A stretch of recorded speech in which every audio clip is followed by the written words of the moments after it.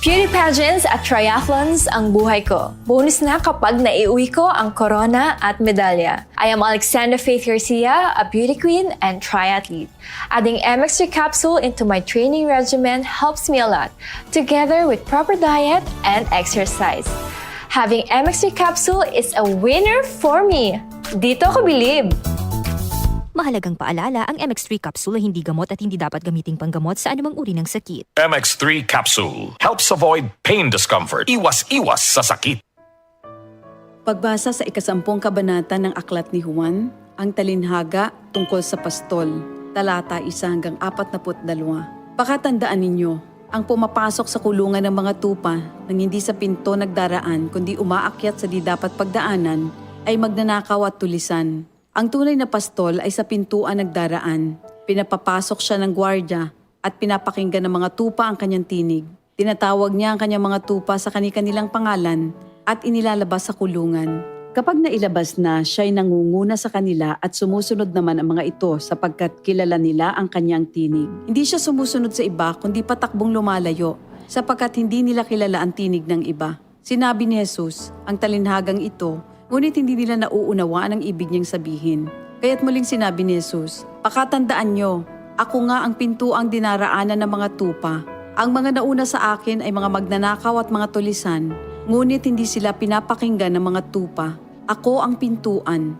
Ang sinumang pumapasok sa pamamagitan ko ay maliligtas. Papasok siya't lalabas at makakatagpo ng pastulan. Dumarating ang magnanakaw para lamang magnakaw, pumatay at manira. Naparito ako upang ang mga tupa ay magkaroon ng buhay, ng isang buhay na masagana at ganap. Ako ang mabuting pastol.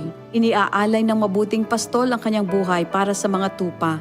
Ang bayaran ay tumatakas kapag may dumarating na asong gubat.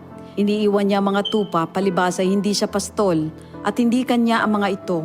Kaya't sinusunggaban ng asong gubat ang mga ito at binubulabog. Tumatakas siya, palibas ay bayaran lamang at walang malasakit sa mga tupa.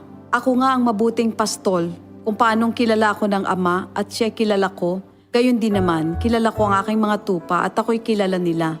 At iniaalay ko ang aking buhay para sa aking mga tupa.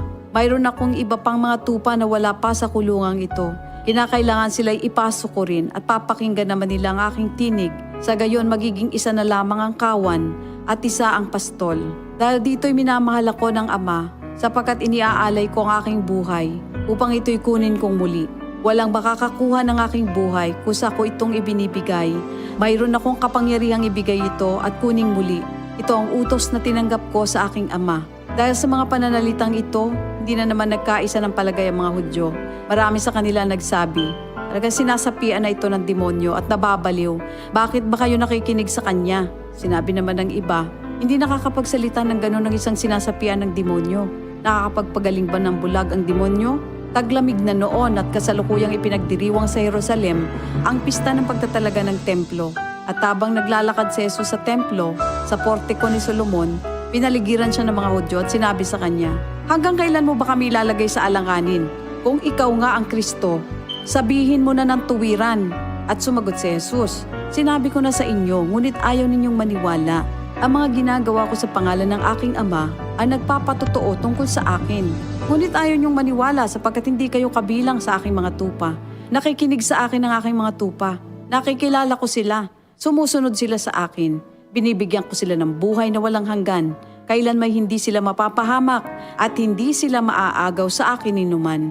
Ang aking Ama na siyang nagbigay sa kanila, sa akin, ay lalong dakila sa lahat at hindi sila maaagaw ninuman sa aking Ama. Ako at ang Ama ay iisa. Ang mga pinuno ng mga Hudyo muling dumampot ng bato upang batuhin siya. Kaya't sinabi sa kanila ni Jesus, marami akong mabubuting gawang ipinakita sa inyo mula sa Ama.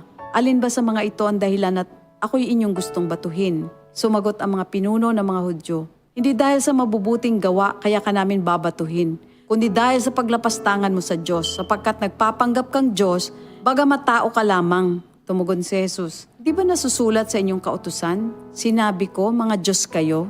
Mga Diyos ang tawag ng kautusan sa mga pinagkatiwalaan ng salita ng Diyos at hindi maaaring ipawalang bisa ang sinasabi ng kasulatan.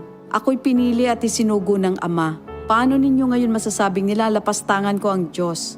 Dahil sa sinasabi kong ako ang anak ng Diyos? Kung hindi ko ginagawa ang mga pinapagawa ng aking ama, huwag niyo akong paniwalaan. Ngunit kung ang ginagawa ko ay ang mga ito, paniwalaan ninyo ang aking mga gawa kung ayaw ninyong maniwala sa akin. Sa gayon matitiyak ninyong nasa akin ang ama at ako'y nasa kanya. Kaya tinangka naman nilang dakpin si Jesus, ngunit siya'y nakaalis. Muling pumunta si Jesus sa ibayo ng Hordan sa pook na dating pinagbautismohan ni Juan. Habang naroroon siya'y maraming lumalapit sa kanya. Sinasabi nila, si Juan ay walang ginawang himala, ngunit totoo ang lahat ng sinabi niya tungkol sa taong ito. At doon, maraming sumampalataya kay Jesus. Ito ang salita ng Diyos. DCXL 558.